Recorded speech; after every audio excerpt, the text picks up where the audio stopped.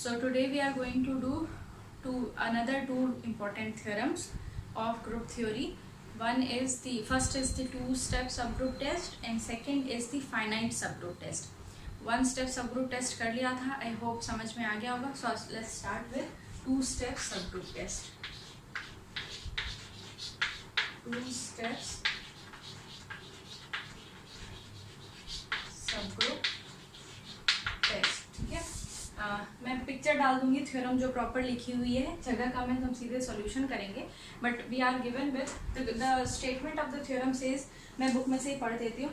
If G is a group and H is a non-empty subset of G such that A for all AB belongs to H, A into B is in H and A inverse is in H, then H is a subgroup of G. तो मेरे पास given क्या है, मैं सीधे proof लिख रही हूँ. What is given to me? G a group, right? H is contained in G such that H is non-empty. It's a non-empty subset. Also, A star B is in H and A inverse is in H for all AB belongs to H. What I need to prove? To prove H is a subgroup of G. याद रखो ये subgroup का symbol था, ठीक है. Now I am going to start with the proof. ये given है, theorem की स्टेटमेंट है, उसको मैंने मैथमेटिकली लिखा है थोड़ी कम जगह पे. I need to prove that H is a subgroup और हम प्रूव करेंगे. देखो, अगर तुम्हें one step subgroup test याद है तो उसमें हमने क्या लिखा था? Any non empty subset will be a group if A B inverse is in the set H for all A B belonging to H, right. तो मैं बस वही यूज करूंगी. What I need to do is, यहाँ पर लिख रही हूँ मैं, या फ्रॉम वन ऐसे लिखते हैं हम लोग, from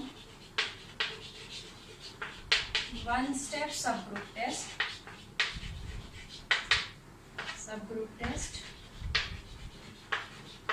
we need to prove that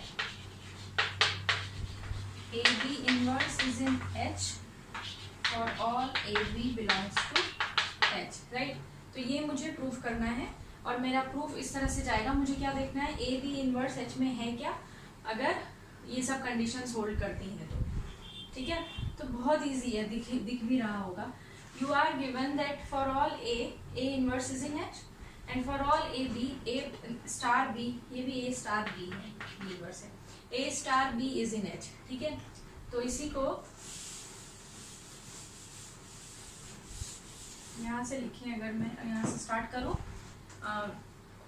we are given that A for all AB belongs to H से B inverse will be in H, ऐसा गिवन है मुझे. This is given to me, right. और जब ये गिवन है हमें और A एक एलिमेंट है तो A star B inverse will be in H, ये भी गिवन है, क्योंकि कोई दो एलिमेंट में H से उठाऊंगी तो उनका प्रोडक्ट भी H के अंदर होगा, ये भी गिवन है. तो A B इनवर्स आ गया मेरा H में. This implies that H is a subgroup of G. बहुत ईजी था, सीधा सीधा क्वेश्चन था, कुछ ऐसा खास नहीं था इसमें.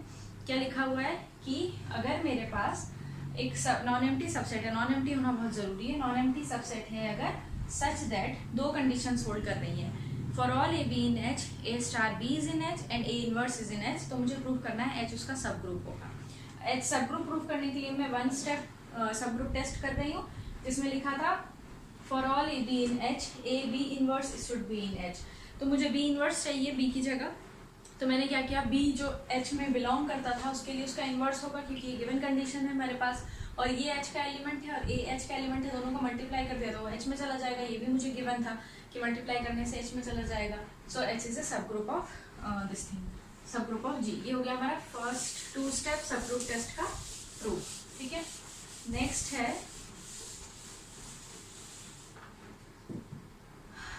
है finite subgroup test. Finite subgroup test. Again इसकी जो स्टेटमेंट है वो फोटो में डाल दूंगी मैं. इसकी स्टेटमेंट ऐसे लिखी है, अगर H कोई भी नॉन एम्प्टी सबसेट है, फाइनाइट सबसेट है हमारे G का, तो वो सब ग्रुप होगा. बहुत ही इंपॉर्टेंट चीज़ है ये. इसमें हमें क्या गिवन है, H is a subset of G such that H is finite and H is non-empty. ठीक है, ये फाइनाइट है और मुझे प्रूफ क्या करना है, H is a subgroup of G. मैं प्रूफ कैसे करूँगी ये इंपॉर्टेंट है. तो डायरेक्ट अगर कोई सबसेट निकाला है तुमने ग्रुप में से सच दैट वो नॉन एम्प्टी है और फाइनाइट है तो वो सब ग्रुप बन जाएगा. ठीक है, तो और हाँ सॉरी ये भी गिवन है, सब ग्रुप कब बनेगा, ये भी गिवन है that H is closed under the operation of G. Operation of G, ये तीन चीजें गिवन है. H फाइनाइट है, H नॉन एम्प्टी है और H is closed under the operation of G, यानी G के ऑपरेशन के अंदर क्लोज्ड है. तो हमारा क्या होगा, H जो होगा वो सब ग्रुप बन जाएगा. सबसे पहले मुझे क्या करना है, the very first thing is मैं अगर इसको मैं क्लोज्ड अंडर ऑपरेशन है, मेरा 2 स्टेप सब ग्रुप टेस्ट में भी यही था that H is closed under operation. मुझे इन्वर्स एग्जिस्ट करवाना है तो to step subgroup test से वो प्रूफ हो जाएगा. मतलब उसमें था ना फर्स्ट कंडीशन थी A B is in H for all A B in H, ये वही चीज़ उसको मैथमेटिकली लिखा है H is closed under the operation of G.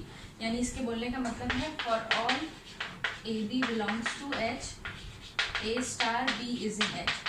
ठीक है, ये वाली चीज़ है. तो ये तो हमारे सब ग्रुप टेस्ट का फर्स्ट जो रिक्वायरमेंट था वो था. दूसरा रिक्वायरमेंट क्या था, ए इनवर्स हमारा H में आना चाहिए. तो मुझे क्या प्रूफ करना है, I need to prove indirectly that A inverse belongs to H for all A belongs to H. ठीक है, ये सब हमें गिवन है और इससे हमें शुरू करना है. ठीक है, तो चलो हमें प्रूव करना है ए इनवर्स किसके अंदर है, H के अंदर है. तो हमारे पास 2 कंडीशंस हैं. सबसे पहले देखो, इफ ये प्रूफ है, ठीक है, if A is equal to E then A inverse is E inverse is E belongs to H, we are done. अगर फाइनाइट है ना, अगर एक ही एलिमेंट है, नॉन एम्प्टी भी है, अगर एक ही एलिमेंट है और वो एलिमेंट E के इक्वल है तो हमारा काम हो गया, A inverse equal to. But अगर A E के इक्वल नहीं है, if A is not equal to E, तो क्या करना है, मुझे ये एक एलिमेंट्स के वो बनाना है, पावर को लेकर के एक सेट बनाना है, A cube, A power 4, A power 5 and so on. ये मुझे एक वो मिल जाएगा, एक तरह से कहूँ तो एक सीक्वेंस मिल जाएगा मुझे ए की पावर्स का. ठीक है, this will belongs to H. ये H में बिलोंग करेगा बिकॉज H इज क्लोज्ड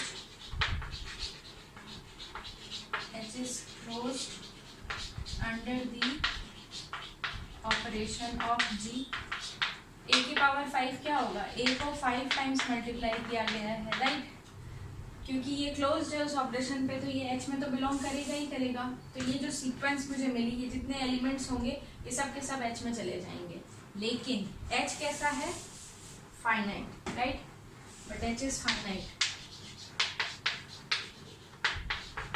उसमें कितने एलिमेंट्स आ सकते हैं, फाइनाइट नंबर ऑफ एलिमेंट्स आ सकते हैं. ये कितने बन रहे हैं, इनफाइनाइटली में नहीं बन जाएंगे. इसका मतलब there must exist I and J such that A raised to the power I is equal to A raised to the power J.